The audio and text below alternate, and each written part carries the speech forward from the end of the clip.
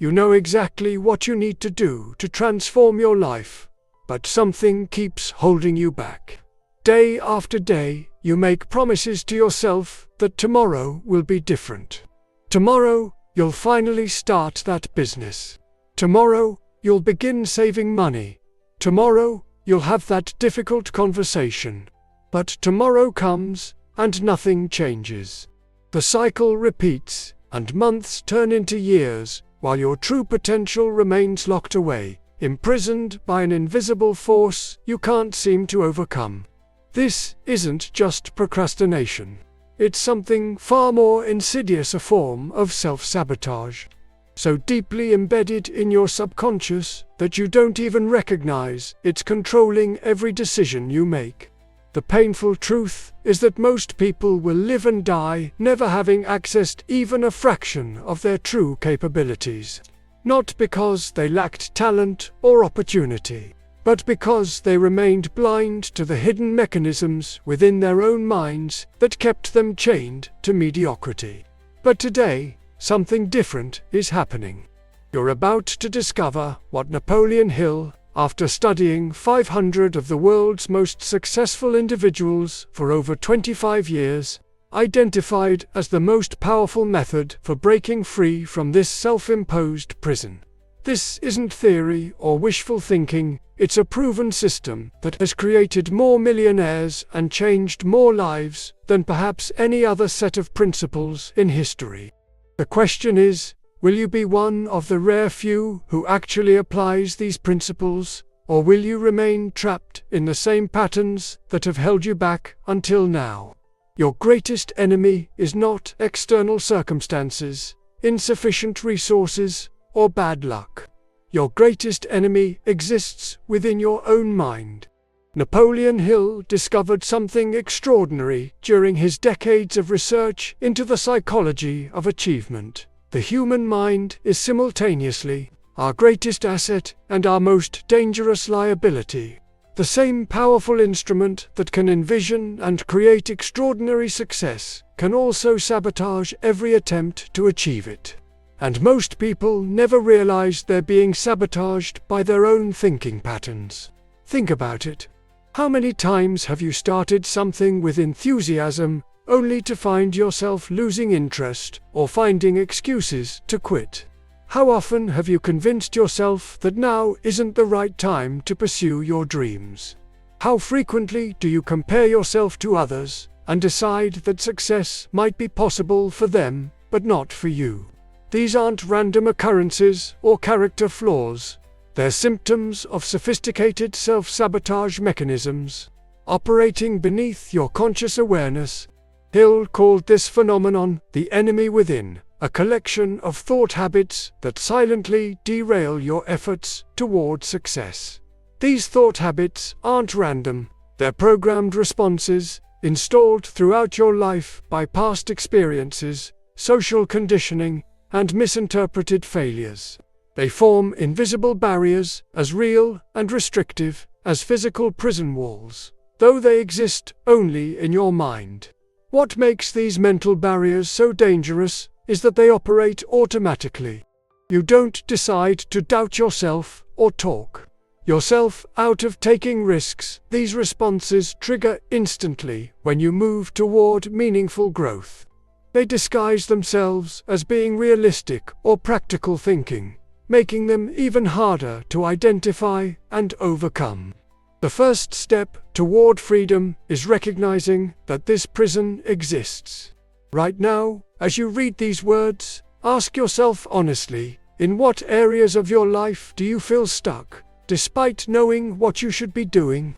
Where do you consistently fall short of your own expectations? What important goals have you been postponing for months or even years? The frustration you feel in these areas isn't just circumstantial, it's evidence of your invisible prison at work. Today, you stand at a crossroads. You can continue to live under the influence of these subconscious patterns, watching your potential gradually diminish as the years pass. Or you can make the decision right now to understand and dismantle the specific mechanisms that have been holding you back. The quality of your entire future hangs on this choice. What if the key to breaking free from your mental prison had been discovered nearly a century ago, but most people were too distracted to notice? Napoleon Hill's most powerful discovery, one that appears consistently throughout the success stories of the 500 extraordinary achievers he studied, was what he called the mastermind principle. This principle states that when two or more minds come together in harmony for a specific purpose, they create a third, invisible force that is greater than the sum of its parts. This mastermind becomes a gateway to ideas, insights, and power that none of the individuals could access alone. This isn't mystical thinking, it's practical psychology validated by the most successful people in human history. Andrew Carnegie, who commissioned Hill's research, attributed his immense fortune not primarily to his own brilliance, but to his mastermind group of about 50 men. Henry Ford, Thomas Edison, Harvey Firestone, and other titans of industry regularly met to share ideas and support each other's visions. Their collaborative thinking repeatedly solved problems that had stumped their individual efforts. Why does this principle matter to you? Because self-sabotage thrives in isolation. When you're trapped in the echo chamber of your own thoughts, limiting beliefs go unchallenged. Fears seem rational. Procrastination feels justified. Your mind becomes both prisoner and prison guard, with no outside perspective to reveal the bars that keep you contained. The mastermind principle is your escape blueprint. By intentionally connecting with others who share your commitment to growth, whether through formal mastermind groups, strategic partnerships, or even well-chosen mentors, you create an environment where self-sabotage struggles to survive. Your doubts get challenged, your blind spots get illuminated. Your accountability becomes external, not just an agreement with yourself that's easily broken when motivation fades. Think about the goals you've pursued alone versus those you've tackled with the right support system. The difference in results is rarely subtle. When you're surrounded by the right minds, focused on a shared purpose, seemingly impossible achievements become not just possible, but inevitable. This is why most attempts at significant change fail.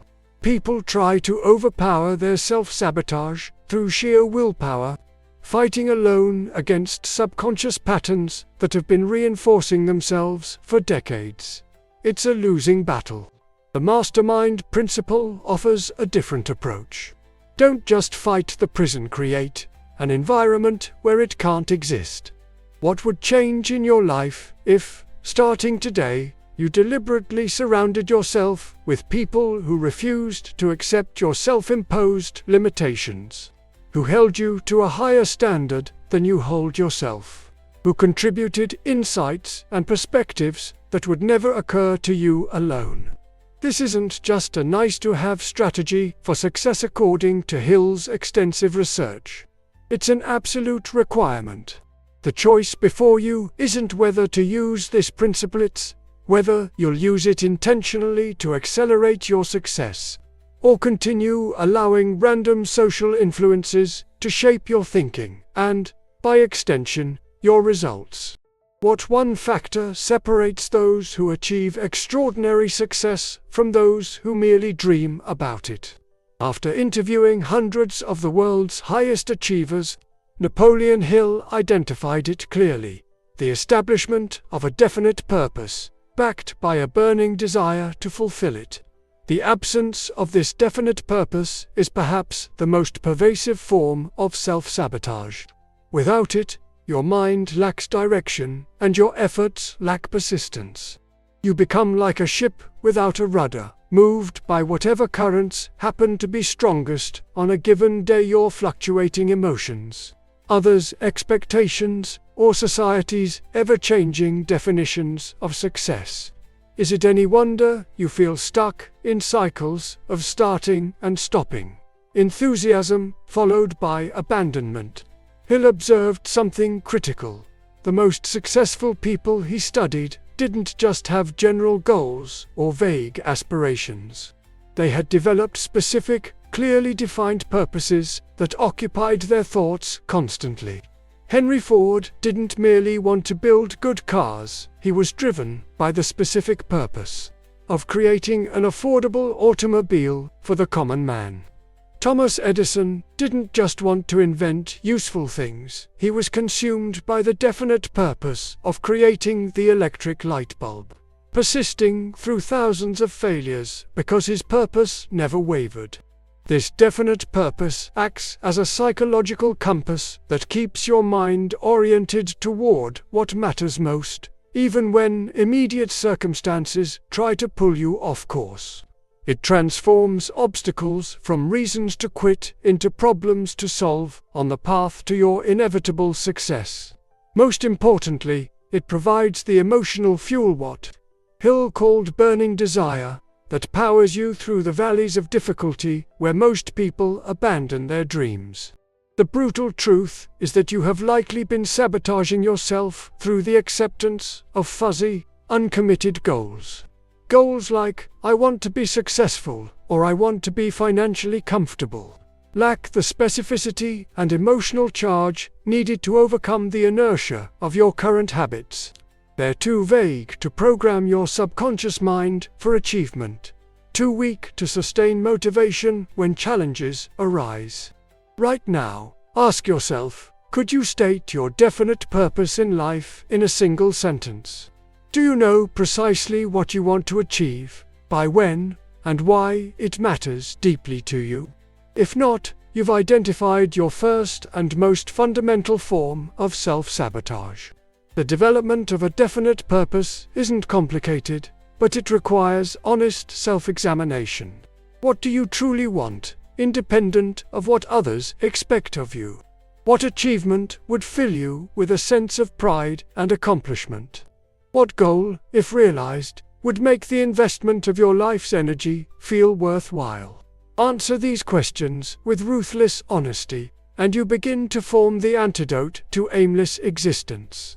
Once identified, this purpose must be reinforced daily until it becomes the dominant thought in your consciousness. Hill advised writing out your definite purpose as a clear statement. Reading it aloud twice daily, upon waking and before sleeping, and visualizing its achievement as already completed. This practice might seem simplistic, but it addresses a profound psychological truth. The subconscious mind, which ultimately controls your actions, responds to repetition and emotion, not to logic or occasional consideration. The crossroads before you is clear. Will you continue drifting through life, responding to whatever seems most urgent or appealing in the moment? Or will you harness the power of definite purpose to focus your mental and physical energies toward a worthy goal that pulls you forward regardless of temporary setbacks?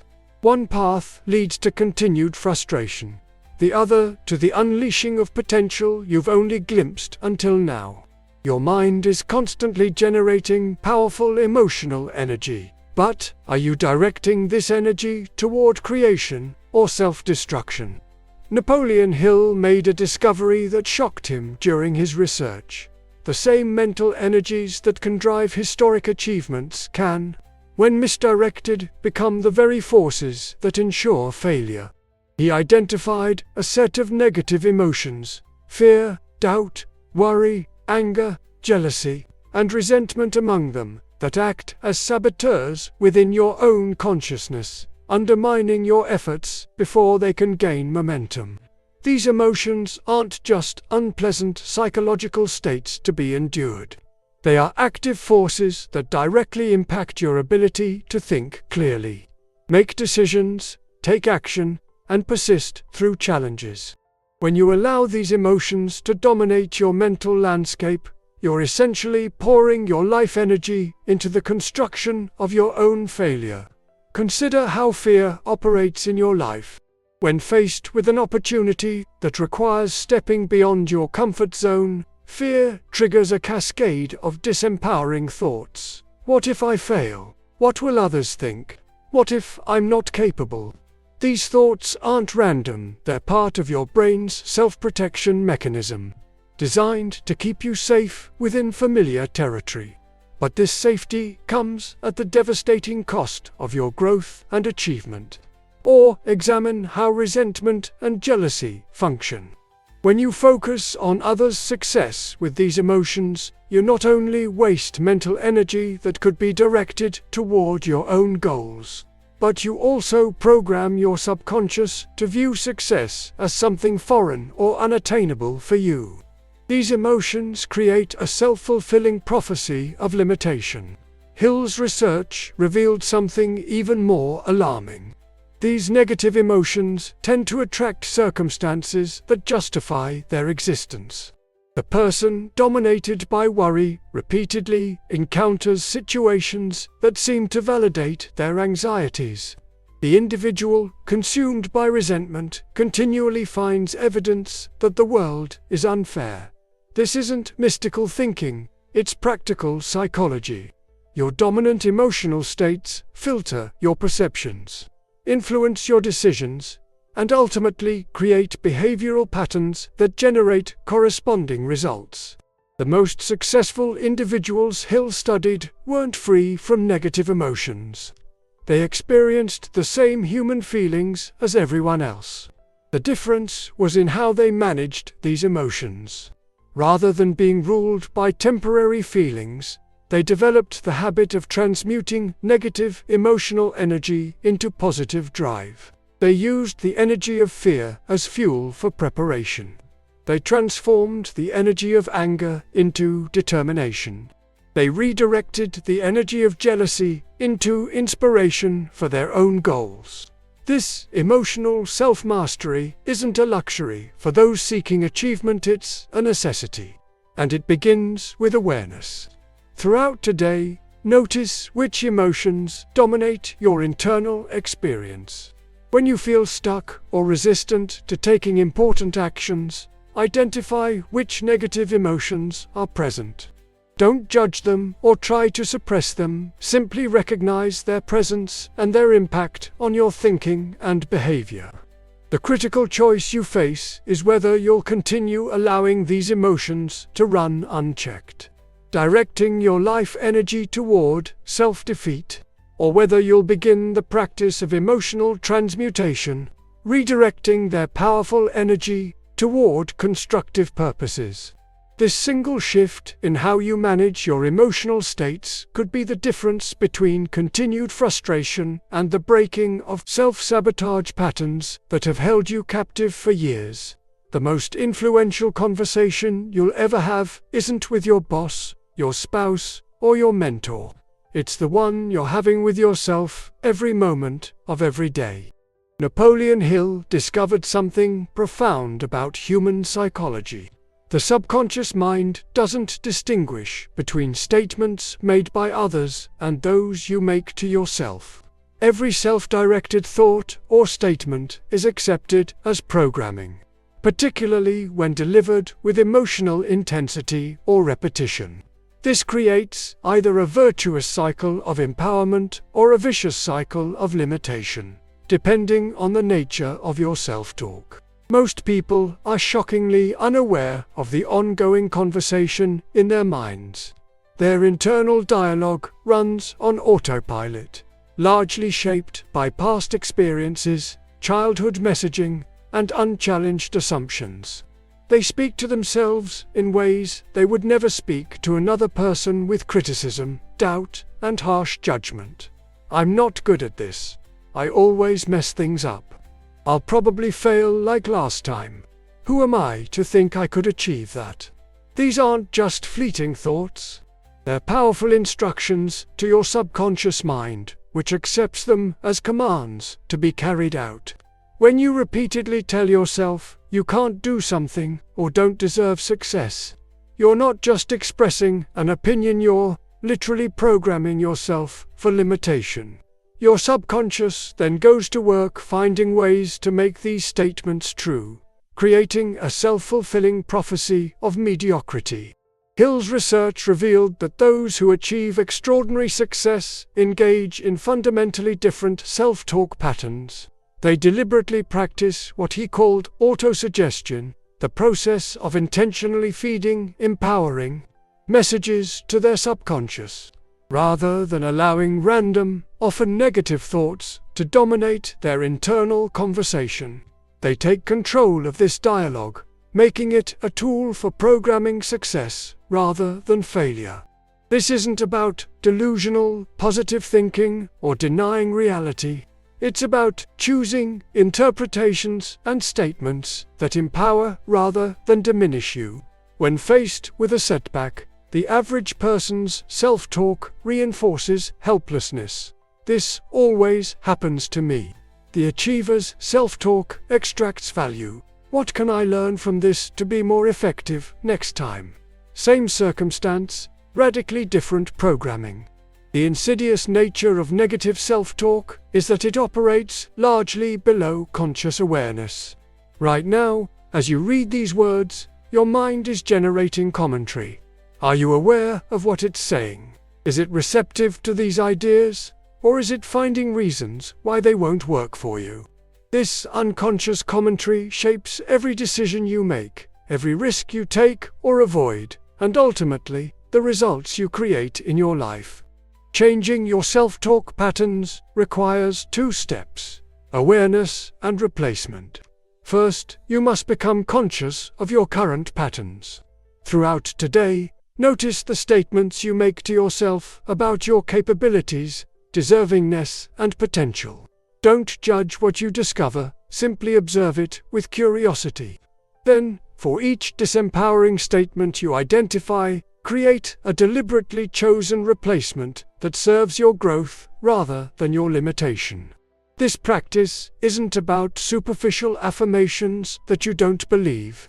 It's about challenging the truth of your limiting statements and replacing them with equally or more accurate statements that empower rather than sabotage you.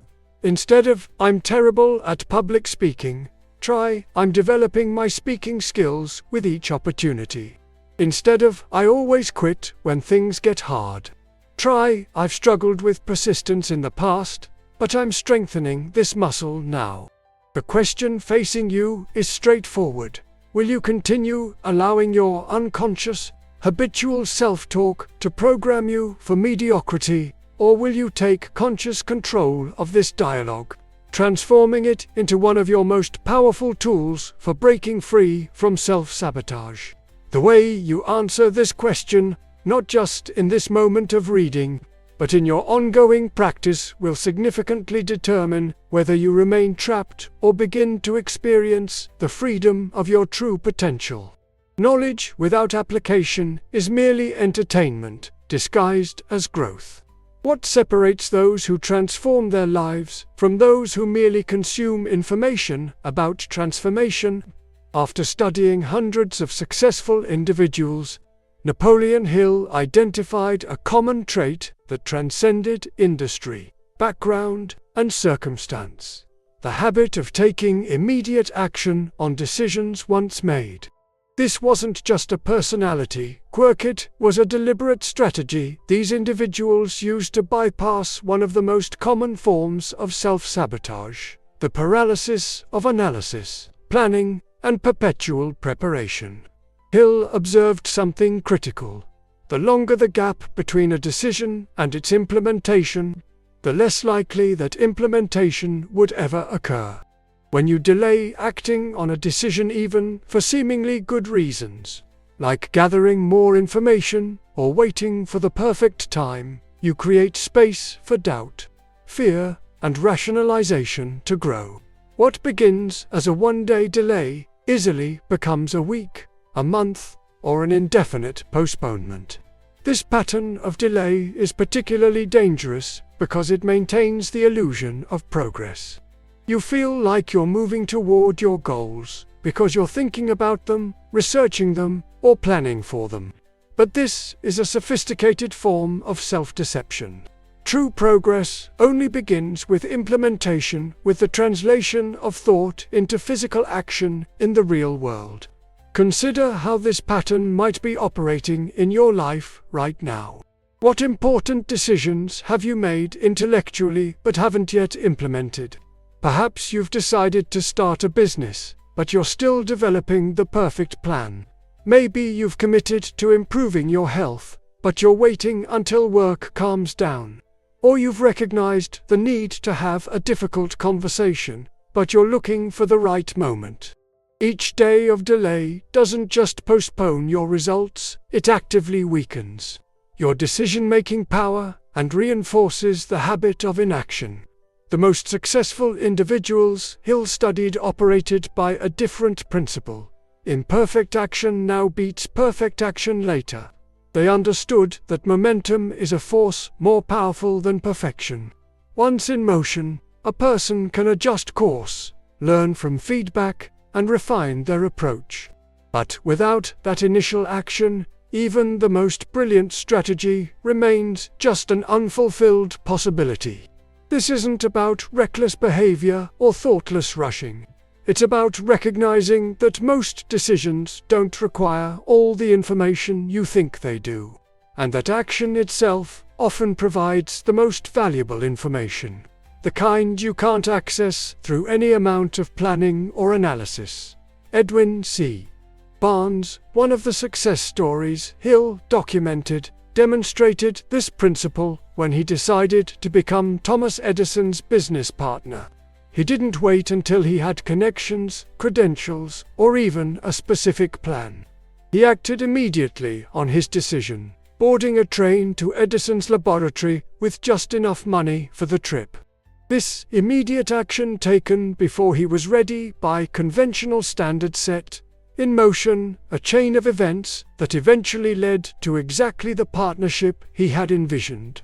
The power of immediate action lies in its ability to bypass your mind's sophisticated resistance mechanisms. When you move directly from decision to implementation, you give fear and doubt no time to mobilize their forces against you. You create evidence of your commitment, both for yourself and others, that makes backward movement more difficult. Most importantly, you build the meta-skill that underlies all achievement, the habit of translating thoughts into action. The challenge before you now is clear.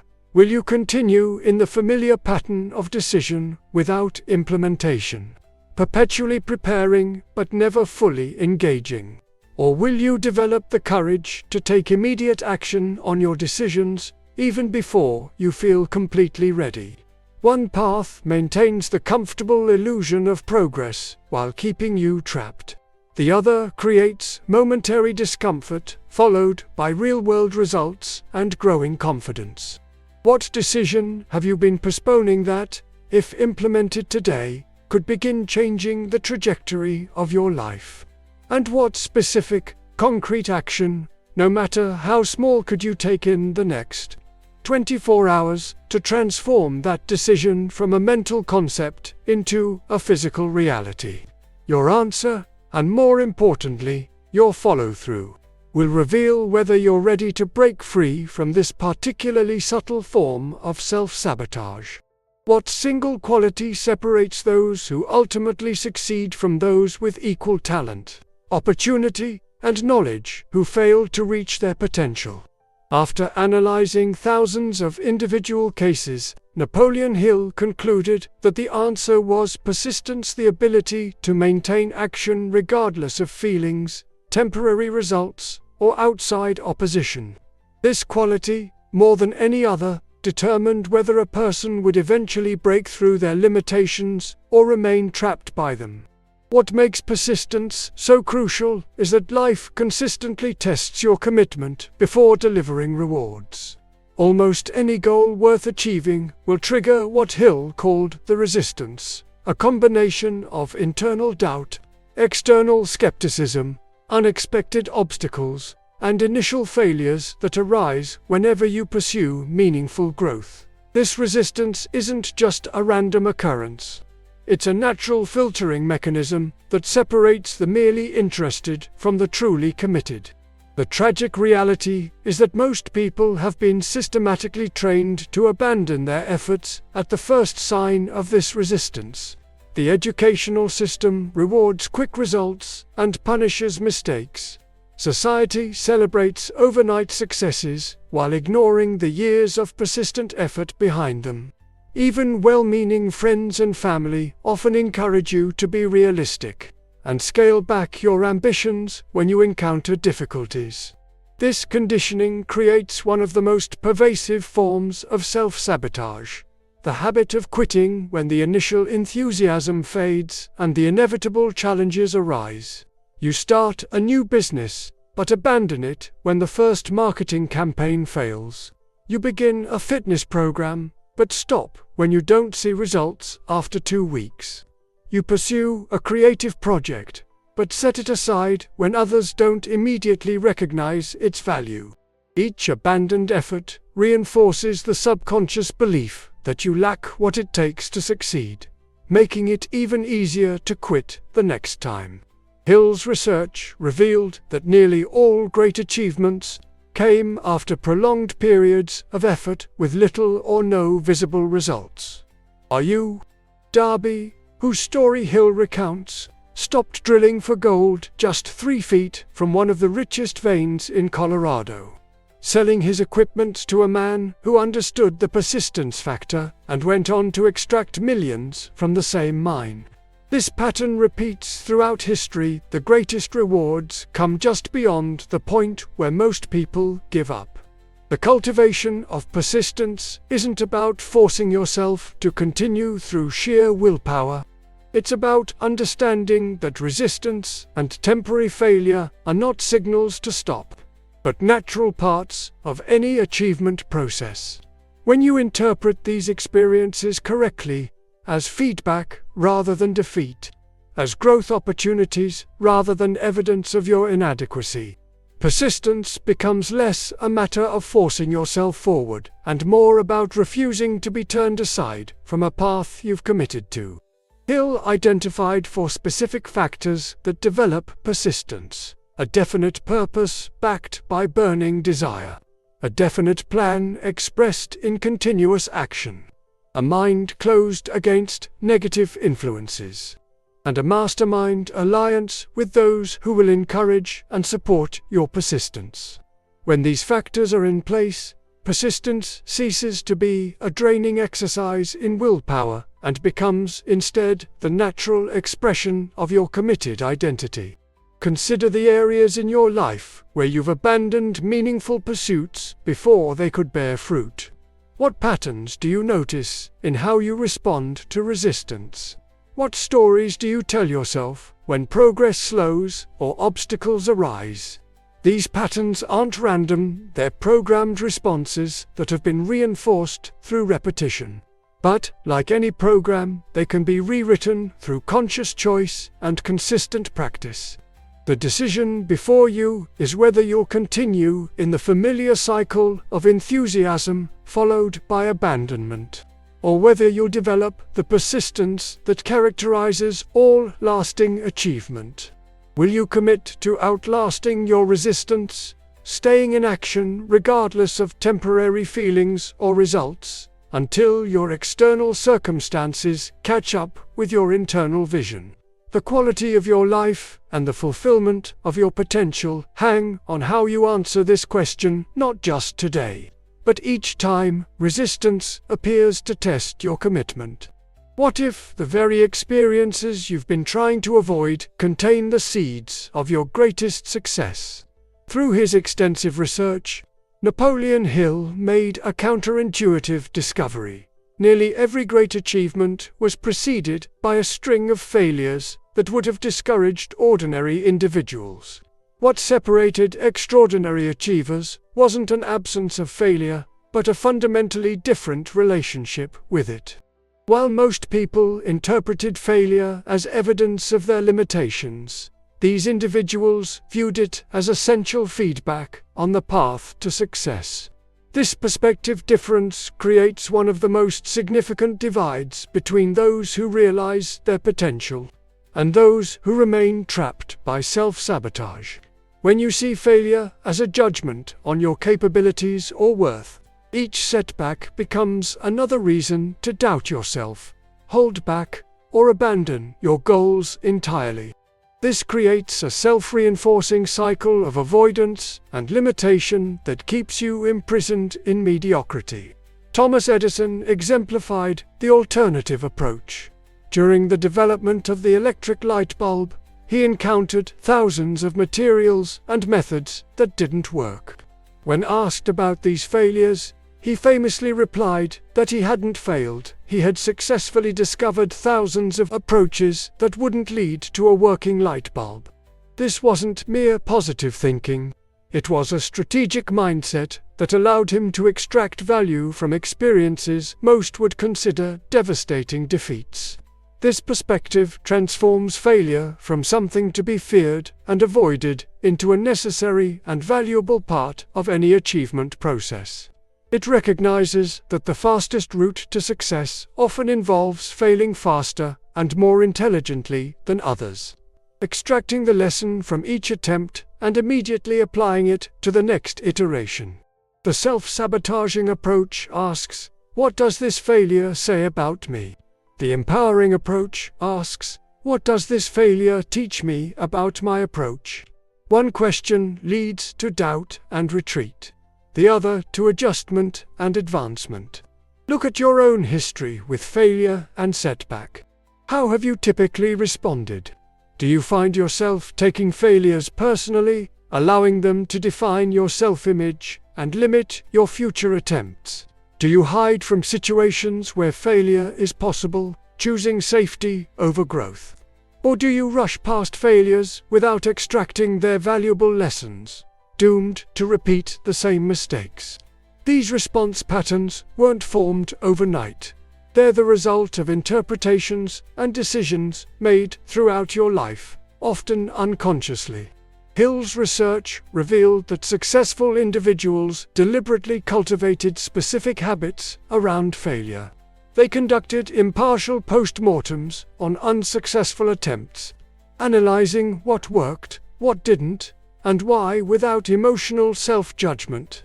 They shared their failures openly with trusted advisors, gaining outside perspective that often revealed blind spots. Most importantly, they maintained an unwavering belief that each failure brought them one step closer to success, as long as they extracted and applied its lesson. This approach to failure requires emotional discipline. It's natural to feel disappointed, frustrated, or even temporarily defeated when things don't go as planned.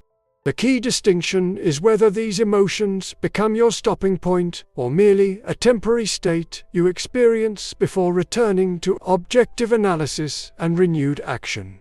Henry Ford's first two automobile companies failed completely.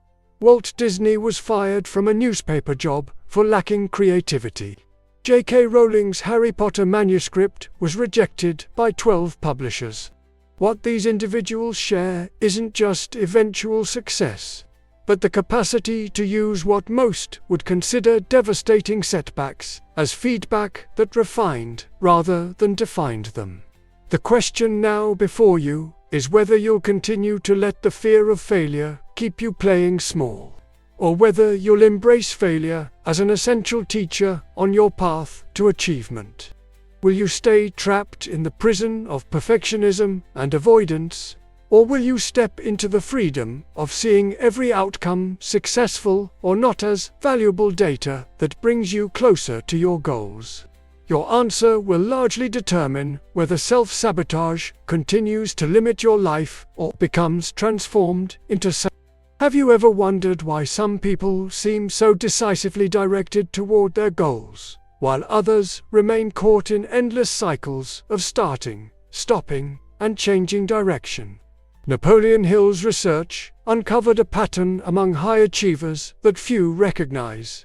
They made decisions quickly and changed them slowly, if at all. This wasn't recklessness. It was a strategic approach to commitment that prevented one of the most subtle forms of self-sabotage: the perpetual consideration of alternatives that drains energy and fragments focus. The word decision comes from Latin roots, meaning to cut off.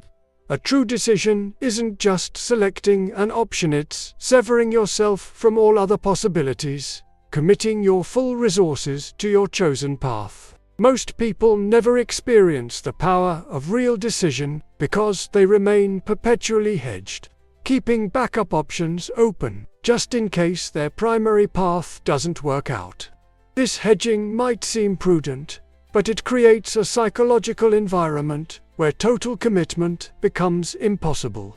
When you're constantly aware of your backup plans, you send a subtle but powerful message to your subconscious mind that you don't fully believe in your primary goal. This divided attention ensures that you'll never bring your full creative resources to bear on any single objective. Consider how this plays out in various life domains. In career pursuits, the person who keeps a safe job while trying out their true calling rarely gives that calling the focus it needs to flourish. In relationships, the individual who maintains emotional escape hatches never experiences the depth possible through complete commitment.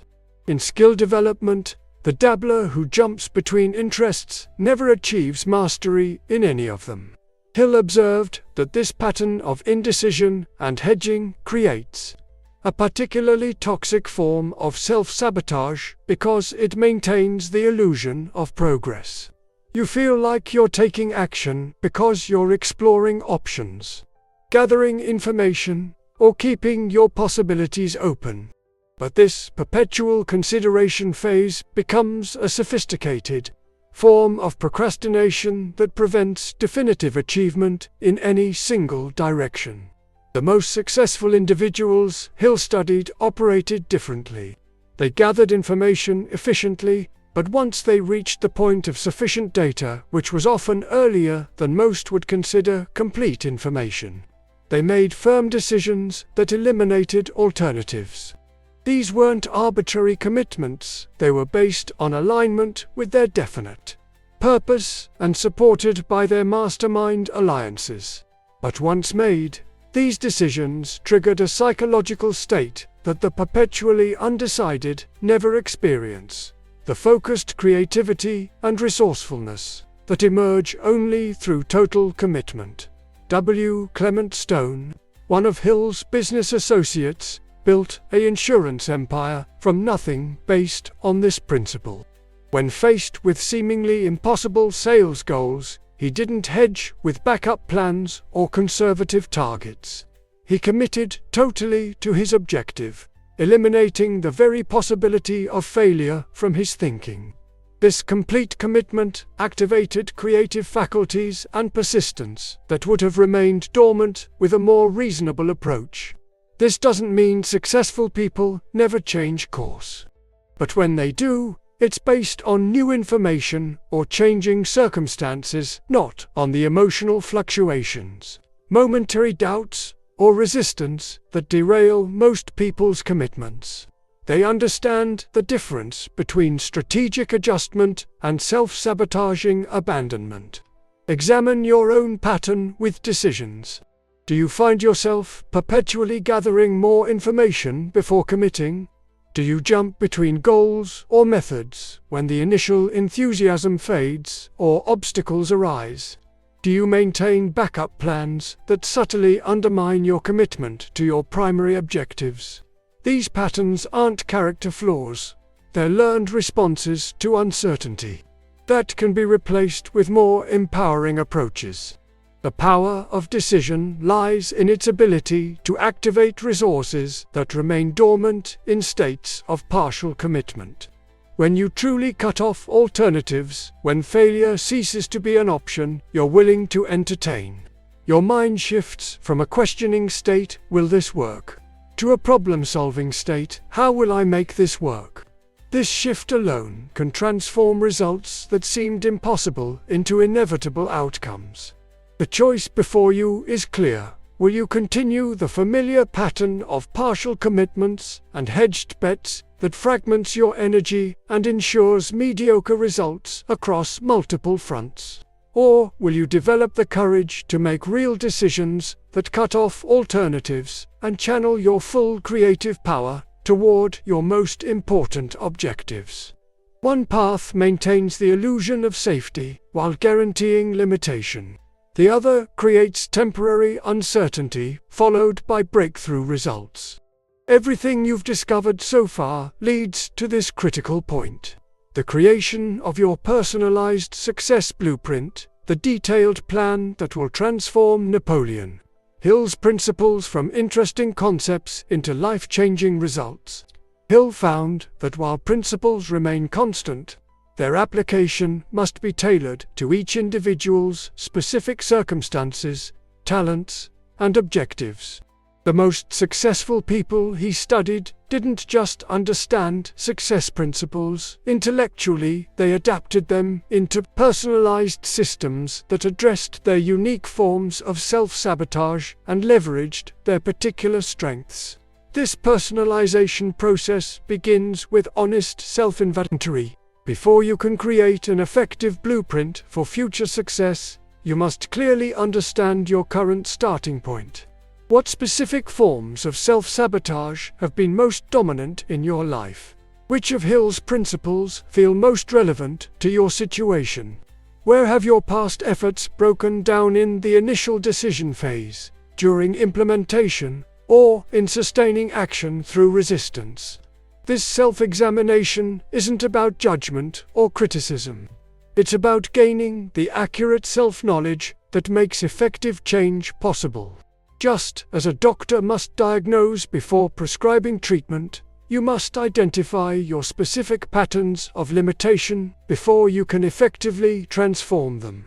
With this understanding in place, your blueprint develops through 5 specific phases. First, restate your definite purpose in specific, measurable terms with a clear timeline. Vague intentions produce vague results. I want to be financially successful becomes, I will build a business generating $10,000 monthly revenue by December 31st. This specificity programs your subconscious with clear instructions rather than confused generalities. Second, identify the major obstacles, both external and internal, that stand between you and this objective. External obstacles might include limited capital, insufficient skills, or competitive market conditions. Internal obstacles include fear, negative belief patterns, or self-sabotaging habits. Listing these obstacles isn't negative thinking, it's strategic recognition of what must be overcome or transformed. Third, specify exactly what assets, knowledge, relationships, and resources you'll need to achieve your purpose. This includes both what you currently possess and what you must develop or acquire.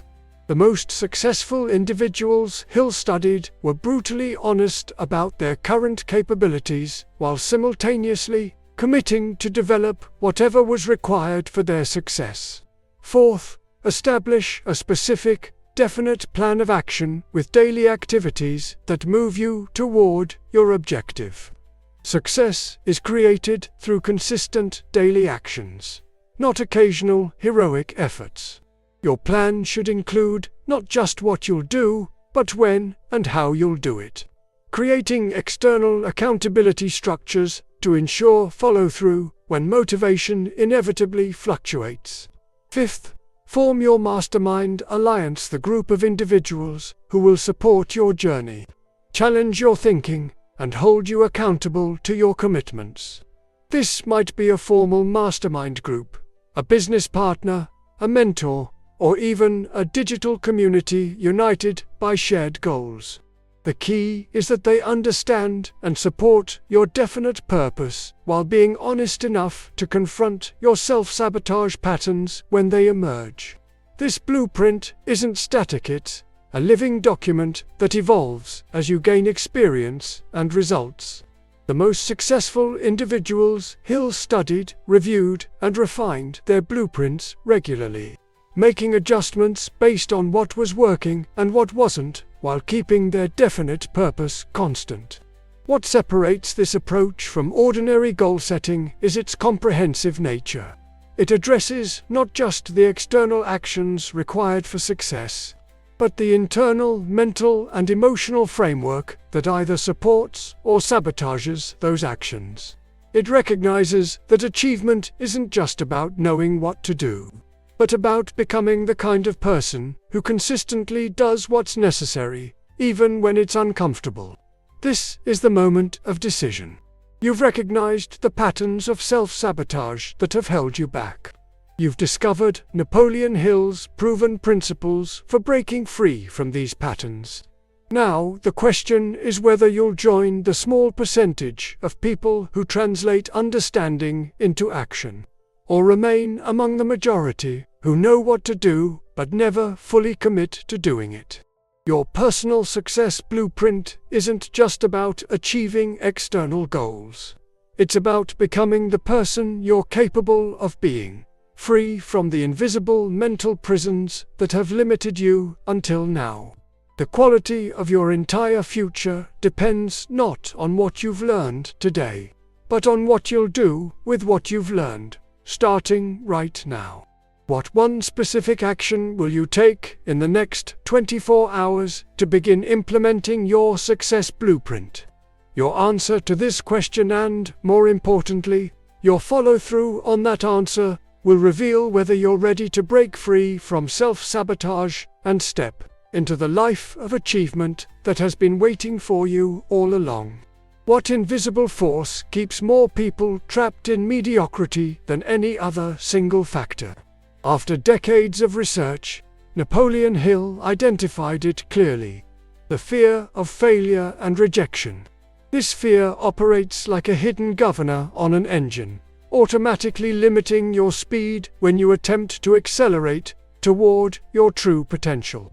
The tragedy is that most people never recognize this governor exists. They simply accept their limited results as evidence of their limited capabilities. This fear doesn't announce itself directly. It disguises itself as being realistic or practical thinking.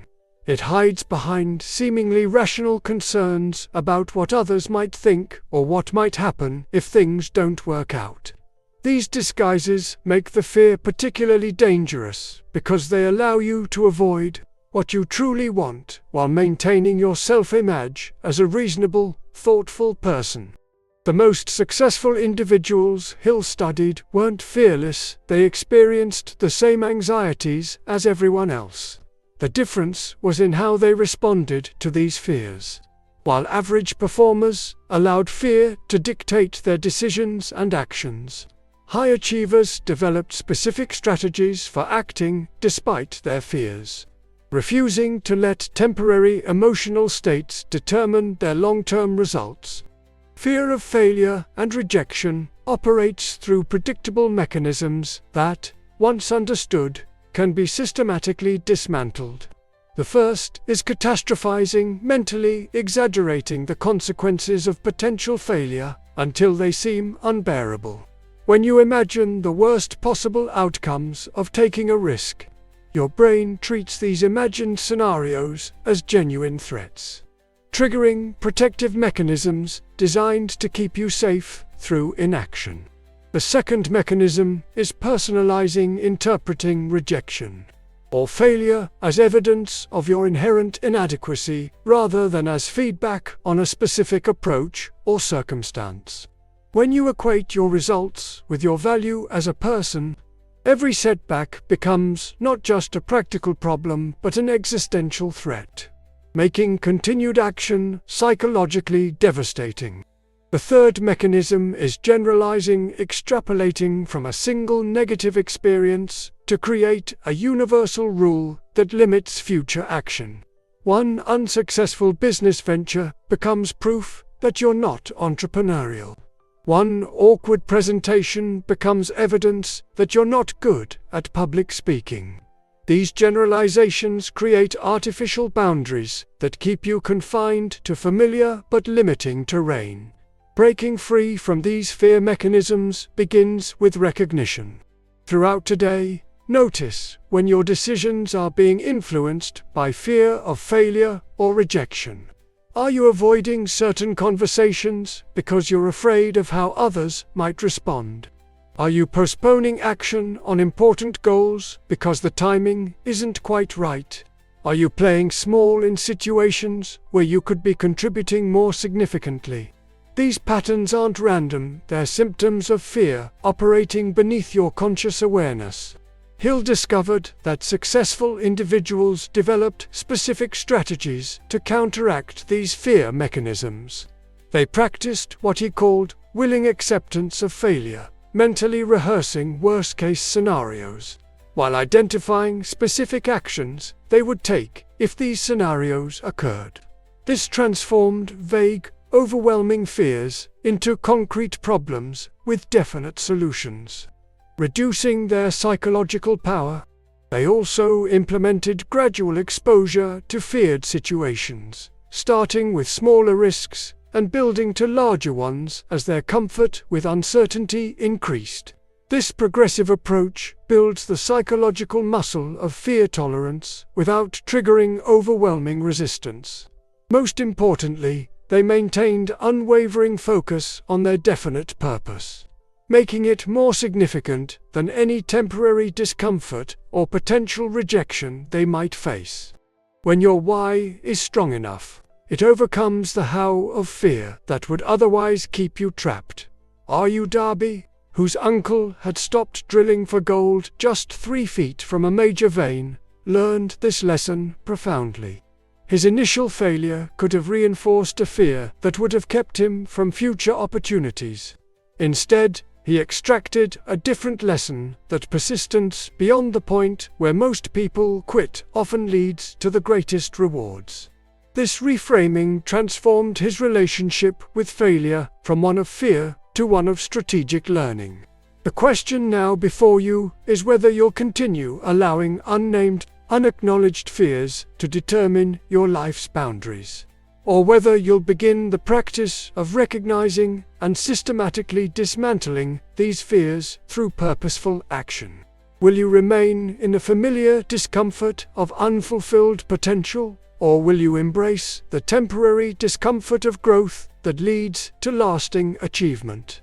The quality of your entire future depends on how you answer this question, not just intellectually, but through your moment-by-moment choices when fear inevitably arises. What if the same energy that drives human reproduction could be channeled to create extraordinary success in any field?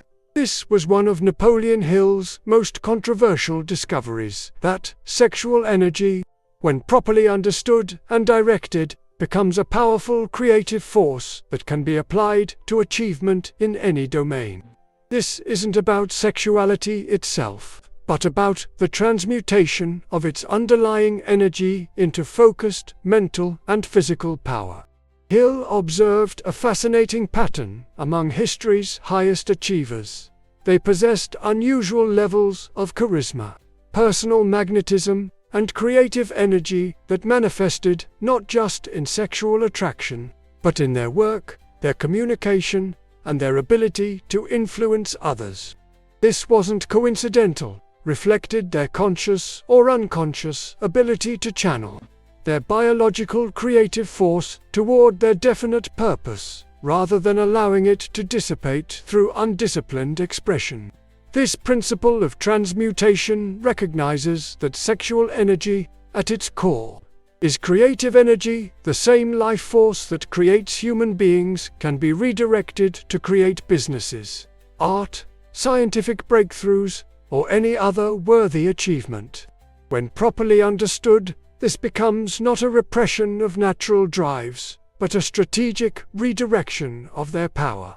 The most successful individuals Hill studied didn't deny or suppress their sexual nature. They simply understood that this energy exists on a spectrum from purely physical expression to highly refined creative application. By maintaining awareness of this energy and consciously directing it toward their definite purpose, they accessed levels of motivation, creativity, and personal influence that remained unavailable to those who allowed this force to express itself without discipline or direction. This transmutation process begins with awareness. Most people remain unconscious of the connection between their sexual energy and their creative capabilities. They experience fluctuations in their motivation, focus, and personal magnetism without recognizing the underlying energetic patterns driving these changes. This unconsciousness makes them passive in relation to one of their most powerful internal resources. Deliberate transmutation involves 3 key practices. First is the maintenance of a definite purpose that inspires genuine passion, not just intellectual interest, but emotional engagement that activates the full spectrum of your creative energy. When you're working toward something that truly matters to you, the transmutation of sexual energy happens more naturally, almost as a biological response to meaningful pursuit. Second is the cultivation of disciplined thought habits that direct this energy toward constructive channels rather than allowing it to dissipate through undisciplined expression. This doesn't mean denial of sexual expression, but rather conscious choice about when and how this energy is directed, preventing its unconscious diffusion through excessive indulgence or obsessive thinking. Third is physical management through exercise, proper nutrition, and adequate rest, creating the bodily conditions where energy can accumulate and be directed rather than wasted through physical imbalance. The mind-body connection is particularly evident in this domain. Your physical state significantly impacts your ability to channel creative energy effectively. Thomas Edison, Henry Ford, Mahatma Gandhi, and many others whom Hill studied practiced some form of sexual transmutation, often intuitively rather than through explicit understanding. They discovered through experience that periods of sexual discipline combined with intense focus on their definite purpose generated explosive, creative insights and sustained motivation that seemed to come from beyond their ordinary capabilities. What makes this principle particularly relevant to breaking free from self-sabotage is that undisciplined sexual energy often reinforces the very limitations you're trying to overcome. When expressed without conscious direction, this powerful force can intensify emotional reactivity, cloud clear thinking, and drain the motivational energy needed for sustained achievement. What could be your greatest creative asset becomes, through lack of understanding, another factor reinforcing mediocrity. Consider how this principle might apply in your life. Have you noticed connections between your sexual expression, your creative energy, and your achievement drive? Do you experience periods of exceptional clarity, motivation, and personal magnetism that correlate with how you're managing this fundamental energy? These observations aren't about moral judgments, but about practical energy management for maximum effectiveness. The approach Hill advocated wasn't based on repressive morality but on strategic energy direction. The question isn't whether sexual expression is good or bad, but whether your current patterns are supporting or undermining your highest purposes. This requires honest self-examination without judgment. Seeing clearly how this energy is currently flowing in your life and whether that flow aligns with your most important goals. The decision before you isn't about arbitrary restrictions, but about conscious choice in service of your definite purpose. Will you remain unconscious of this powerful creative force, allowing it to express randomly through default patterns?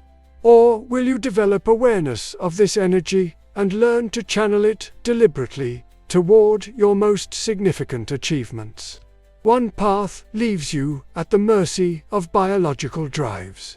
The other transforms those same drives into fuel for extraordinary accomplishment. In a world where general information is freely available to anyone with an internet connection, what form of knowledge creates extraordinary value and breaks through self-imposed limitations? Napoleon Hill's research revealed a critical distinction that has become even more relevant in today's information age: the difference between general knowledge and specialized knowledge. While general knowledge is widely accessible and therefore offers limited competitive advantage, specialized knowledge, applied to specific objectives, creates disproportionate results and opportunities. This principle directly counters one of the most common forms of self-sabotage: the endless pursuit of general information without focused application.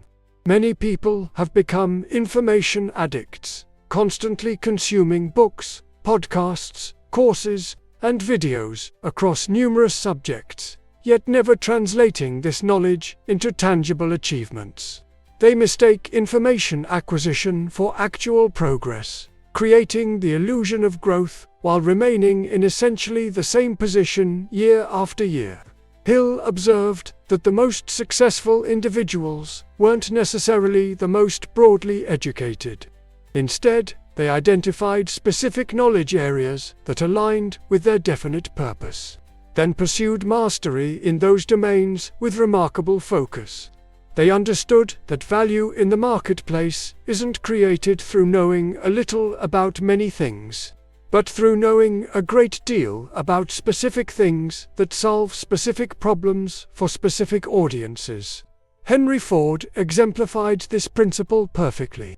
When questioned during a libel trial about his general knowledge, Ford famously responded that he could summon to his aid people who could answer any question in any field.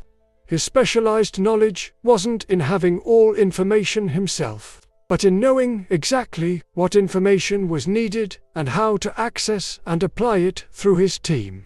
This strategic approach to knowledge made him one of the wealthiest men in the world, despite his limited formal education.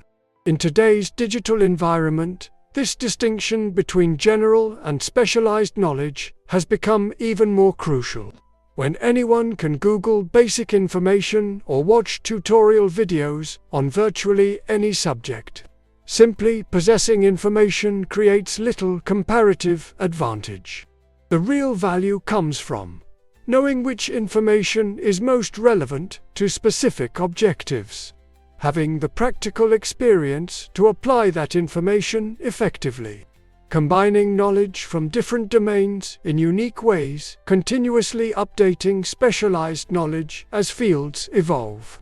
This understanding transforms how you approach learning and development. Rather than aimlessly consuming whatever content captures your temporary interest, you become strategic about which knowledge directly advances your definite purpose.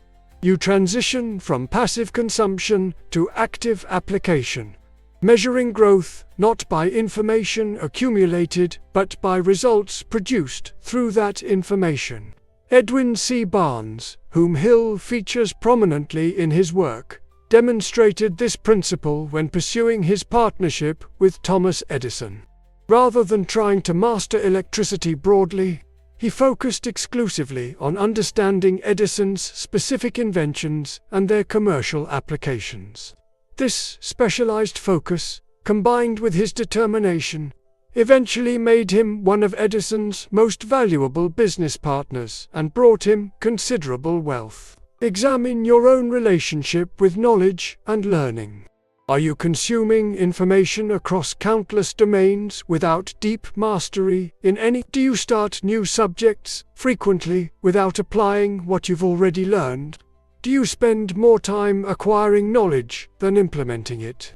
These patterns aren't signs of intellectual curiosity, they're symptoms of the general knowledge trap that keeps many talented people from translating their potential into achievement.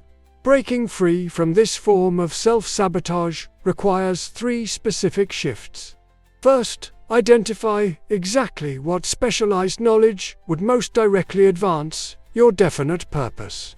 This becomes your primary learning focus, with other interests taking secondary positions. Second, establish a minimum implementation ratio for every hour spent acquiring information. Spend at least 2 hours applying it through actual practice. Third, develop knowledge partnerships with others who possess complementary specialized knowledge, creating your own version of Ford's expert network. The most successful individuals in any field aren't necessarily those with the highest IQs or the most prestigious educations. They're those who have identified the specific knowledge most relevant to their goals and have applied that knowledge with laser focus and persistent action. They understand that in a world of infinite information, the ability to focus on the right knowledge and apply it effectively creates extraordinary value. The question before you now is whether you'll continue the comfortable but ultimately limiting pattern of general knowledge acquisition, or whether you'll commit to the disciplined pursuit and application of specialized knowledge that directly advances your definite purpose. One path feels productive but leads to stagnation. The other creates temporary discomfort through its demands for focus and implementation, but leads to breakthrough results that general knowledge can never produce. What invisible force determines whether you'll act on what you've learned, or allow it to remain interesting but unutilized information? Napoleon Hill identified this force clearly: the difference between faith and doubt. But he wasn't referring to religious faith. He was describing something more fundamental: the absolute belief in your ability to achieve your definite purpose. A conviction so complete that it transcends intellectual understanding and becomes a dominant feeling state that drives consistent action. This form of faith operates as a self-fulfilling prophecy through what modern psychology calls the expectancy effect. When you genuinely believe a particular outcome is possible for you, not just intellectually but emotionally, you naturally take the actions that make that outcome more likely. You notice opportunities you would otherwise miss. You persist through challenges that would otherwise defeat you. You attract collaborators who respond to your conviction and commitment. Conversely, doubt creates its own self-fulfilling prophecy. When you harbor internal questions about whether success is possible for someone like you, these doubts manifest as hesitation, inconsistent action, and premature surrender to obstacles.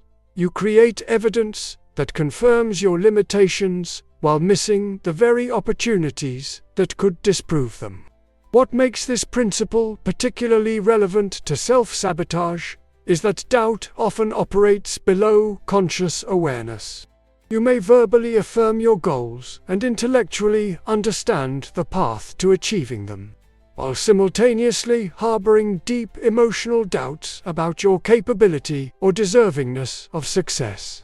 This creates a state of internal conflict where your conscious mind pushes forward while your subconscious applies the brakes, resulting in the frustrating pattern of starting and stopping that characterizes most uncompleted endeavors.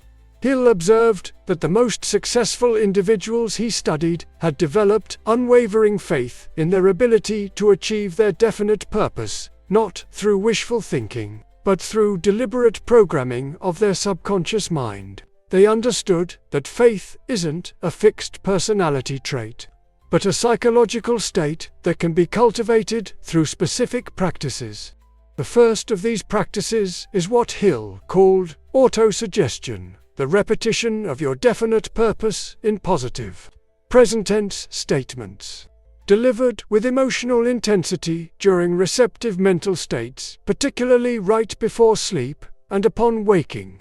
This practice bypasses the critical faculty of the conscious mind and plants suggestions directly in the subconscious, where they can take root and influence automatic thought patterns.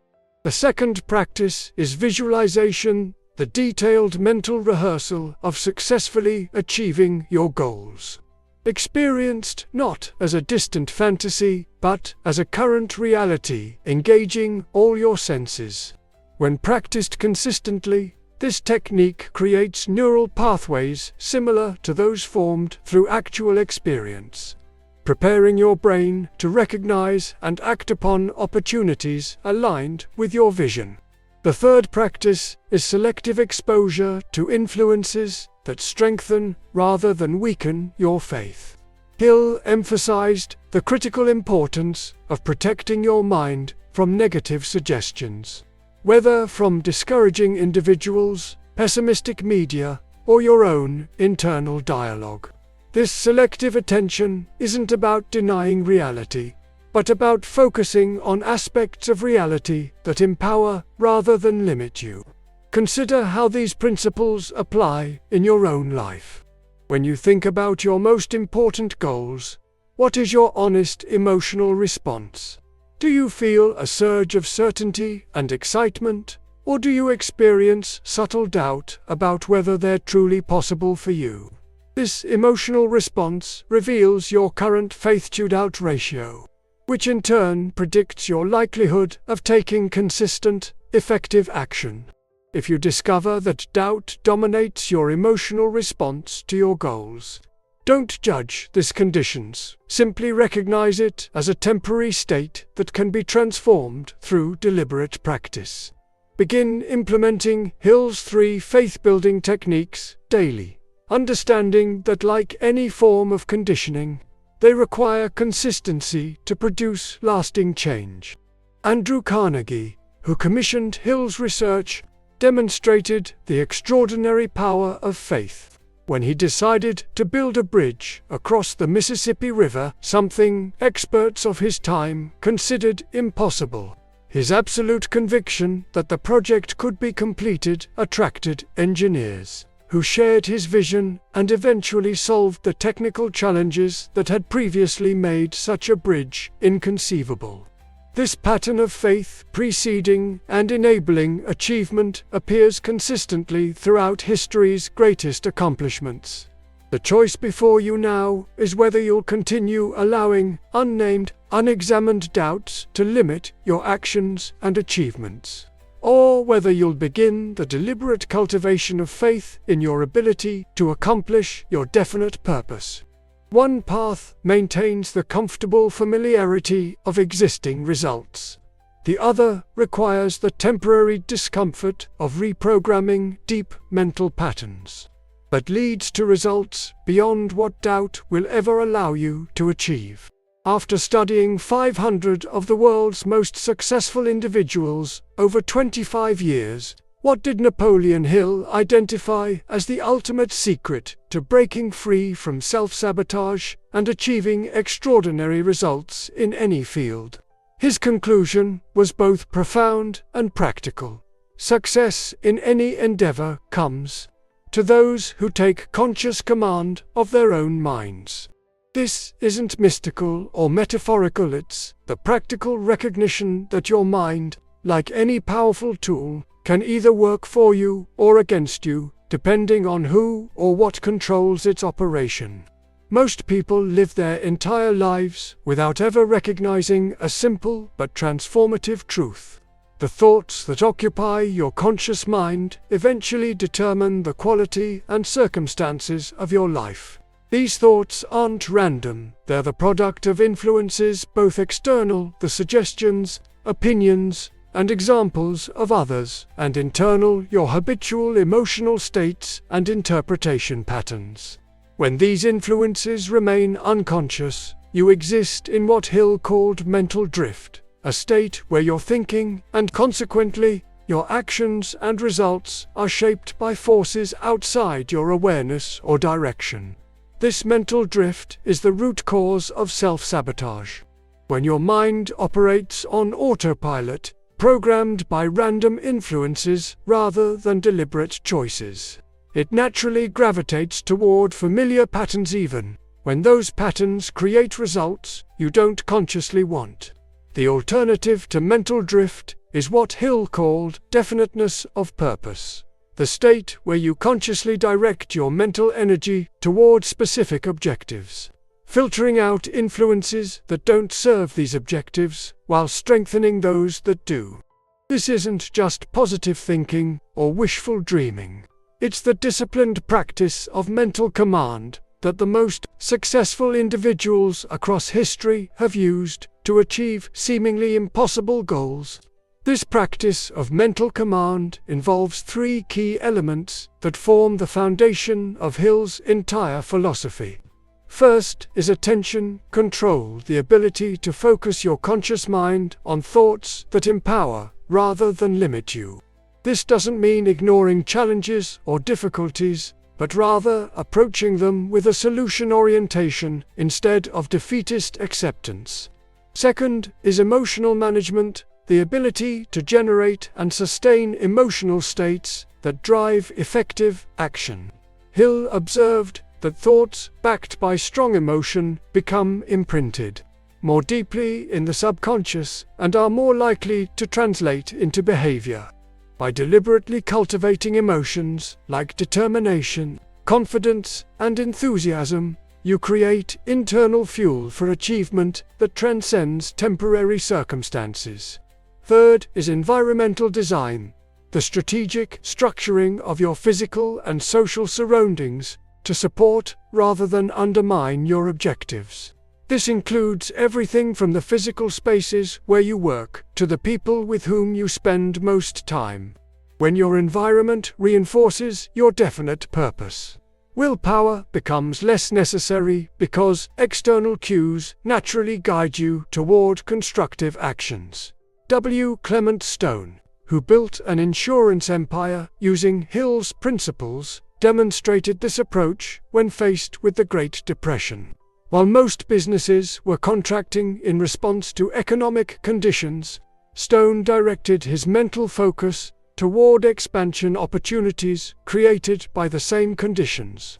This wasn't blind optimism. It was strategic mental command that allowed him to see and capitalize on possibilities invisible to those in mental drift. The practice of mental command doesn't guarantee that you'll never face obstacles or experience temporary failures. What it does ensure is that you'll respond to these challenges from a position of agency rather than victimhood, seeing them as problems to solve rather than reasons to surrender. This response pattern alone creates dramatically different results over time compared to the reactive approach of mental drift. Consider your own mental patterns over the past week. How much time have you spent in focused thought about your most important objectives versus random mental wandering or problem-focused thinking? Have you been consciously selecting ideas that empower you, or passively absorbing whatever thoughts happen to enter your awareness? Have you been deliberately generating emotional states that drive achievement, or allowing circumstances to determine how you feel? Your honest answers reveal the degree to which you're currently exercising command of your mind. The good news is that mental command is a skill that can be developed through practice, not an innate talent limited to a select few. Hill outlined specific daily exercises, including the written clarification of your definite purpose, regular autosuggestion, visualization, and mastermind participation that systematically strengthen your ability to direct your own mental processes. Like physical exercise, these practices produce results proportional to their consistency and intensity. The ultimate choice before you is whether you'll continue in the familiar state of mental drift, allowing your thoughts, emotions, and resulting actions to be shaped by random influences, or whether you'll begin the practice of conscious mental command, directing these internal processes toward the achievement of your definite purpose. One path feels easier in the moment, but leads to continued frustration. The other requires initial discipline, but creates the freedom of self-determination and the satisfaction of realized potential. This isn't just another idea to intellectually understand and file away. It's an invitation to make the fundamental shift that separates those who merely know success principles from those who actually live them? Will you remain a spectator in your own mental life, or will you step into the role of commander, taking charge of the most powerful achievement tool you'll ever possess, your own mind? The answer to this question, demonstrated not through words but through consistent daily practice, will determine whether the principles you've discovered today become transformative forces in your life, or merely interesting concepts that created temporary inspiration without lasting change. You've now discovered Napoleon Hill's most powerful methods for breaking free from self-sabotage and taking control of your life. You've seen how the invisible prison of your mind has been holding you back, not through external limitations, but through thought patterns you've unknowingly accepted. You've learned about the mastermind principle, the power of definite purpose, the danger of negative emotions, and the critical importance of taking immediate action.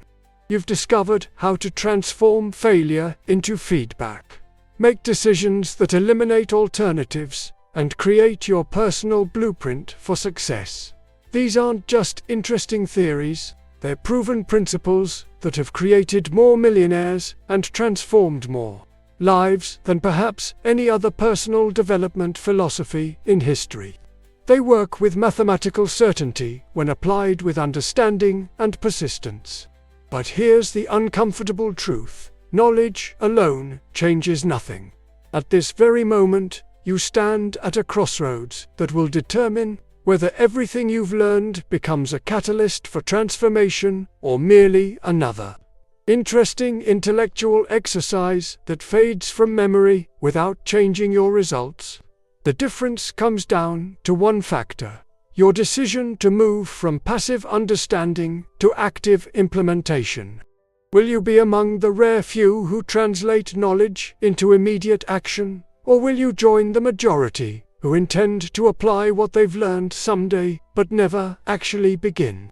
The greatness you sense within yourself, the achievements you know you're capable of, the contribution you could make, the life you could create, all of this remains just potential until translated into consistent action. And that translation begins with a single decision, made not tomorrow or when circumstances are perfect, but right now, in this moment. What specific principle from what you've learned will you implement today? What concrete action will you take in the next 24 hours to begin breaking free from your patterns of self-sabotage? Your answer to these questions, not just in thought but in immediate action, will reveal whether you're ready to leave behind the limitations that have held you captive and step into the freedom of your true capabilities. Remember what Napoleon Hill discovered through his decades of research: success is not primarily about talent, education, or circumstances. It's about the decision to take command of your own mind and, through it, your destiny. That decision, the one facing you right now, is the true dividing line between those who achieve greatness and those who merely dream about it. The prison door is open. The choice to walk through it is yours.